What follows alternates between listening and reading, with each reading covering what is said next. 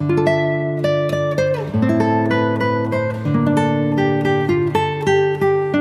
Guys, welcome back to my channel. So guys, आज मैं आपके लिए लेके आया हूँ अवर ब्लूमिंग यूथ के एपिसोड 4 की एक्सप्लेनेशन। अगर आपने इससे पहले के एपिसोड नहीं देखे तो आप उन्हें हमारे चैनल पे जाके देख सकते हैं, और साथ ही में मैं उन वीडियो की लिंक नीचे डिस्क्रिप्शन में भी दे दूंगा, तो आप उन्हें भी चेकआउट कर सकते हैं। और मैं आपको रैंडम सीन हटाकर मेन स्टोरी के हिसाब से एक्सप्लेन करूंगा।